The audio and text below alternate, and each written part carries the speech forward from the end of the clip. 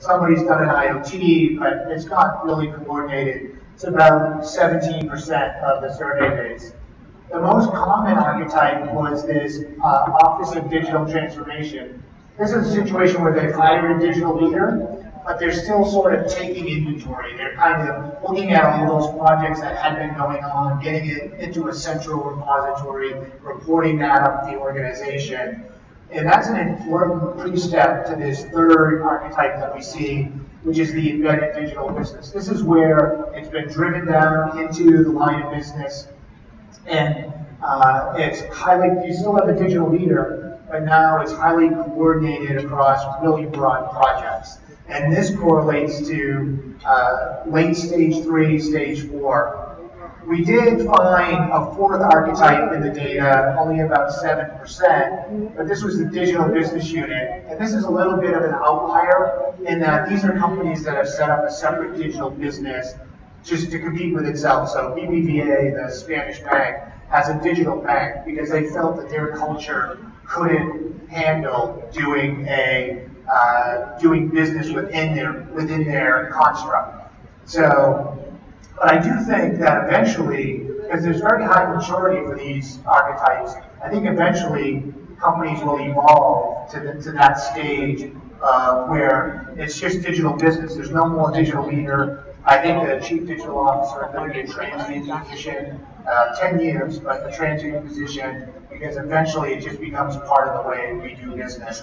And by the way, early in my career, I had done some work in major transformations in Lean and Six Sigma, and those followed the same path, where there was a couple of experiments, we organized it corporately, and then we drove it through the organization.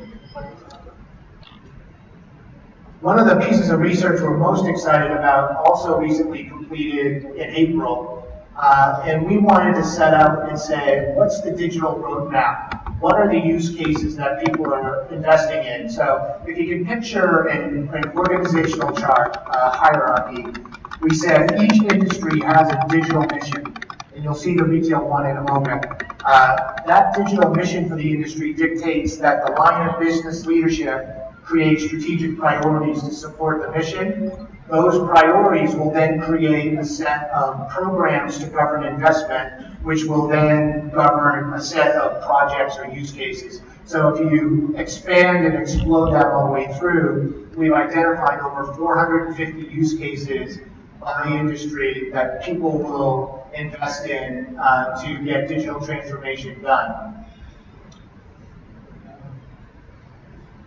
So for retail, the mission is to create experiences that blend the physical and the digital in the stream of life. So I just had a baby, I just bought a house, so that sort of, what's the context?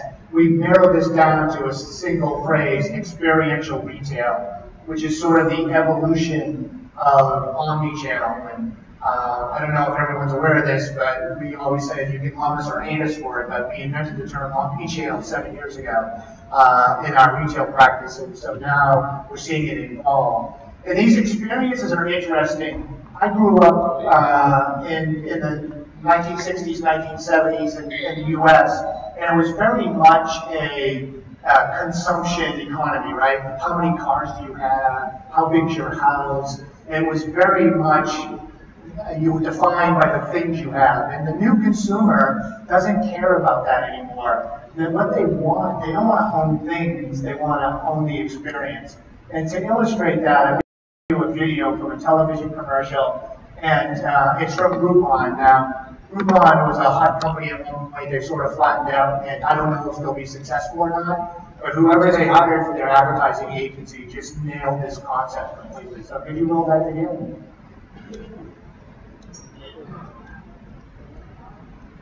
There are two kinds of people in this world, the haves and the have-dones.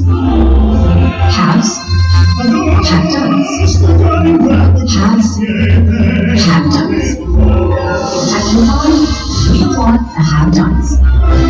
For they know what they've done, they will always have.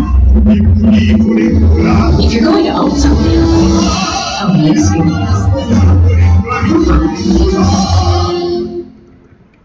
So I think that captures that perfectly. If you're going to own something, own the experience. So this notion of experiential retail, it's less about the things you're buying as much as it is about the experience of buying them in the context of your life. And one of the things we talk about, the gentleman from Adobe was talking about the 7 errors of marketing. I don't know what all those errors are, but we kind of think of it as in the early days with customer experience, it was about reach. What's my brand awareness? Then it became about relevancy. What's my brand preference? And now it's about reciprocity. How can I have a conversation with the customer because they want to own the experience? So it's not a bunch of marketing people sitting in a back room going, hey, let's create this experience. It's about getting something out there, listening to the customer, and adjusting it to their needs. So this is an example of the taxonomy in retail. You can see the mission is experiential retail. The next layer up are the strategic priorities. So you have one there for merchandise management, one for store operations, and then the next level up the programs. We could have drawn another level up that showed all of the individual use cases. And then we can plot those across an investment path to create a roadmap. Here you can see the one for omnichannel commerce with all the use cases included. And this is an example of the use case detail. So we try to identify the current situation, what technology do you need to achieve it, what's the outcome that can be expected from investment in this particular use case. Very exciting research for us. On the digital platform side, I thought that the morning sessions were quite interesting around the digital platform. We kind of see this situation arising. You know, the first platform, we sort of had data, logic, and interface in one box, and everything else was a dumb endpoint. When we got to the web era, it became tiers. I separated my data, logic, and interface. You know, I had database servers, I had application servers, I had web servers. And now what we see is it's going to be endpoint, edge, and enterprise. And I'm going to have data, logic, and interface at each one of those levels. And then the digital platform becomes important to unify all of those all the way down through. And today we see a lot of folks with the islands of innovation trying to connect those back to the enterprise platforms. Those that are more mature have created a digital platform approach where they can create what they're trying to do in a single platform. And actually, eventually, we think all of the applications and systems in digital will be run on the same platform.